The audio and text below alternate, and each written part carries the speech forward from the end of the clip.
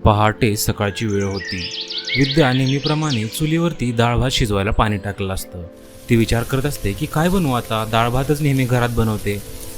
घरामध्ये बनवायला दुसरं काही नाही आहे, म्हणून मला हे करावं लागतं. तेवढ्यात तिचं बोलणं स्वतःशी होत असतं की नाही, तिचा सासरा हरिप्रसाद तिथं येतो. तो तिला म्हणतो, काय ग सुनबाई, आज हे डाळ भात बनवतेस, नेहमी तेच तेच तेच, कंटाळ येत नाही का तुम्हाला? त्यावरती ती म्हणते, काय करू, घरामध्ये फक्त 2 मूठभर तांदूळ होते, मी काय करणार? त्यावरती तो म्हणतो, काल तर किशोर येताना भाजी घेऊन आलता ना? ती म्हणते, हो भाजी घेऊन आलते, पण त्यांनी फक्त 2 बटाटे आणि थोड्याशा मिरच्या आणल्या होत्या. त्याची तर भाजी आपण काल खाल्ली ना, आता काय करणार आपण, संपलं ते. त्यावरती तो तिच्यावर ओरडू लागतो, म्हणतो, नुसती कारणं सांगायला येतात तुम्हाला, दुसरं काही जमत नाही तुम्हाला. कधीतरी बघा, बाहेर पावसाळ्याचं लोक मच्छी फ्राय, मच्छी बिर्याणी, काय काय खातात, भजे, आपण काय तेच तेच डाळ भात, वैताग आलाय मला. तेवढ्यात त्याची बायको म्हणजेच कमला तिथं येते. कमला तिथे येऊन म्हणते, काय हो सुनबाईला काय बोलताय तुम्ही, घरामध्ये भाजी मटण मच्छी काहीतरी आणून द्या, ती पण बनवेल. नेहमी तिला ओरडत असता, सगळे घरचे मिळून तिला ओरडतात. असं म्हणतात सगळेजण शांत होतात. त्यावरती तो म्हणतो, बोला सगळेजण. मागून किशोर आलेला असतो. किशोर येताच त्याची आई ओरडू लागते, म्हणते, किशोर येताना काहीतरी भाजी वगैरे कधी घेऊन येत जा कामावरून, आता भाजी खायची आहे. त्यावरती तो तिची माफी मागतो, म्हणतो, माफ करा आई, माझा मालक माझी अर्धी पगार नेहमी कापून घेतो, मी गरीब, त्याच्यासमोर काय बोलू शकत नाही, काय बोललो तर तो मला कामावरून काढून टाकेल, पण काळजी करू नको, मी लवकरच काही ना काही करेन. असं म्हणतात सगळेजण शांत होतात. नंतर तो कामाला निघून जातो. भर पावसात चिखलात इकडं तिकडं न पाहता डायरेक्ट फॅक्टरीमध्ये कामाला निघून जातो.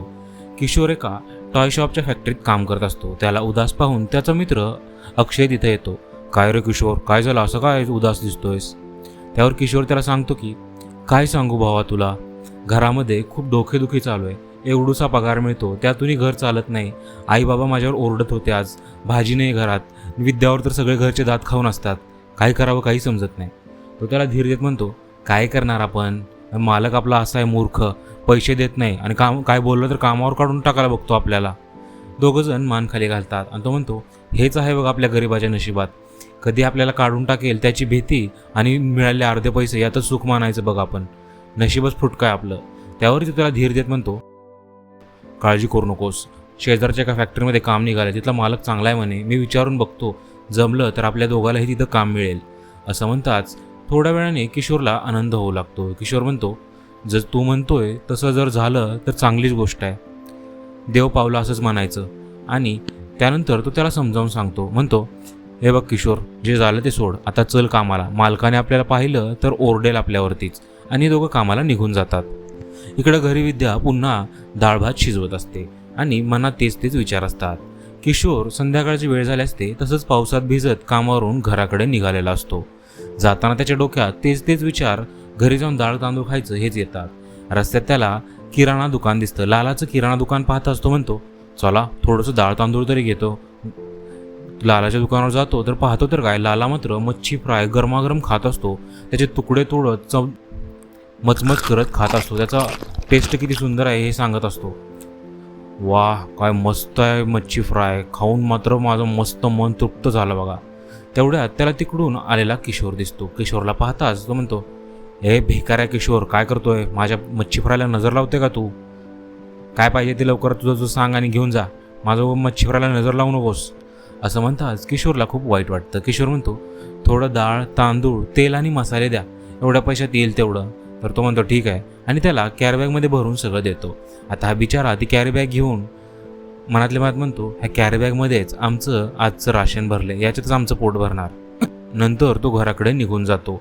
आता पाऊस थोडासा थांबलेला असतो, पण याच्या मनातलं वादळ अजूनही तसंच असतं. बघता बघता तो घरी येतो. घरी आताच आपण पाहतो की त्याचा मुलगा निशू त्याच्या आजोबांना बोलत असतो. म्हणतो, आजोबा मच्छी फ्राय म्हणजे काय असतं? त्यावरती हरी त्याला सांगतो की, अरे मच्छी फ्राय म्हणजे एकदम मस्त गोष्ट असते, तो मस्त मासा तेलामध्ये खनखन तळलेला आवाज आला ना, एकदम भारी वाटतं. तसा मच्छी फ्राय खाऊन किती दिवस झाले देवच जाणे, आपल्या गरिबाच्या नशिबात तर असतं की नाही ते पण माहीत नाही. हे ऐकून तिकडून निशूच्या मनामध्ये वेगळे विचार येत असतात. हरिप्रसाद त्याला सांगतो की, जाऊ दे तू सोड, आपल्या गरिबांच्या नशिबात नाही येते. यांचं सगळं बोलणं मागून किशोरने ऐकलं असतं. बाहेरून त्याची आई एक नावकाठी पुसत असते. त्यावरती तो तिला येऊन म्हणतो, आई काय करतेस तू, हे काय नाव पुसतेस, कुठला तुकडा आहे हा नावेचा? तर त्यावरती ती त्याला समजावून सांगते, अरे गेल्या पुराच्या वेळेस लोक इथंच नाव सोडून गेले होते, म्हणलं स्वच्छ करून ठेवावी, कधी आपल्या कामी आली तर तेवढं चांगलं, आपला दुसरा कोणता सहारा पण नाही आहे. तर तो म्हणतो, ठीक आहे चल चल, पाऊस वादळ चालू आहे, आज चल घरामध्ये. दोघंही घरात येतात तर विद्या इकडं डाळ भात शिजवायला बसलेली असते. मनात तेच विचार, आता घरच्यांना वाढल्यावर घरचे मला परत ऐकवणार. घरात सगळेजण खायला बसतात. खायला बसल्यानंतर प्रत्येकाच्या मनात तेच विचार असतात, हे किती दिवस डाळ तांदूळ खायचे, तोंडाची पाक चव गेली आहे. तेवढ्यात मध्येच हरिप्रसाद बोलू लागतो. हरिप्रसाद म्हणतो, मला तर मच्छी फ्राय खायची इच्छा होती, पण काय करणार, नशिबात हेच आहे ना. तिची सासू ओरडते, म्हणते, अहो मुलांसमोर काय परत परत मच्छी फ्राय करताय, माहिती आहे ना आपली परिस्थिती काय आहे. वरण भात खाऊ लागतात. संध्याकाळची वेळ असते. सासू सासरे तर झोपे गेले असतात, पण निशू मात्र त्याच विचारात असतो. बघता बघता सकाळ होते, पण त्याच्या मनातून ती मच्छी फ्राय जात नसते. तो म्हणतो, मला मच्छी फ्राय खायची आहे, कधी मिळणार मला मच्छी फ्राय, आणि तसंच विचार करू लागतो. झोपेतून उठून बघतो तर काय, सकाळ झाली असते, पण घराबाहेर खूप जास्त पाणी भरलं असतं. जवळपास पूर यायचीच परिस्थिती असते. चूलही पेटलेली नसते, कारण घरामध्ये तांदूळही नसतात. हळूहळू पाऊसही वाढू लागतो. तर निशू तो पाऊस पाहून घाबरतो आणि म्हणतो, आजी आजी बाहेर खूप जास्त पाऊस पडतोय. आजी म्हणते, अरे बरं झालं तू आलास, किशोर आज कामाला जाऊ नको, बाहेर खूपच घनदाट पाऊस पडतोय, निशून आत्ताच बघून आला, खूप पाणी जमलंय. तर तो म्हणतो, आई आपल्या घरात इनमिन कमवणारा मी एकटाच आहे, मी पण कामाला नाही गेलो तर घर कसे चालेल, असल्या फालतूच्या गोष्टींसाठी मी नाही थांबू शकत.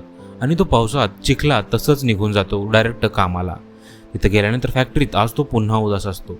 त्याचा मित्र अक्षय त्याला दुरून पाहतो आणि म्हणतो, काय रे किशोर, आज तू पुन्हा उदास दिसतोय, तर आज पुन्हा काय घडलं का घरी? किशोर त्याला सांगतो की, अरे घरची काळजी वाटायला लागली, बाहेर पुराचं वातावरण झालंय म्हणे, पाऊस तर आज खूपच जोरात आहे, काय घरी झालं केलं तर मला समजत नाही काय करू मी. तर तो त्याला समजावून सांगतो की काही नाही होणार, काळजी करू नको, चल कामाला. तेवढ्यात तिथून त्यांच्या मालकाने यांचं बोलणं ऐकलं असतं. त्याचा मालकीन खूप ओरडतो, म्हणतो, अरे तुम्ही दोघं टाइमपास का करताय नेहमीच, आणि तो किशोर धड कामाचा नाही, तू एक काम कर, जा त्याच्या जॉब सोडून तू परत येऊ नको इकडं कामाला. आणि किशोरच्या डोळ्यात मात्र पाणी येऊ लागतं.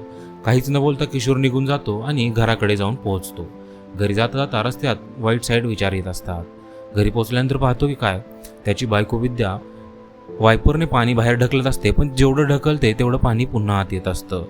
सासू कमला म्हणते, अगो बाई पाणी खूप साठले, बघावं काय झालंय. तो बाहेरून बघून सांगतो, अरे बाहेर तर पूर आलेला आहे, चला आपला घर सोडावं लागल.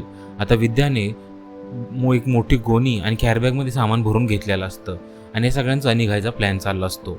तेवढ्यातच तिकडून बाहेरून किशोर येतो. किशोर येताच म्हणतो, आई बाहेर खूप जास्त पुराचं वातावरण झालंय, चला सगळं सामान भरून निघा.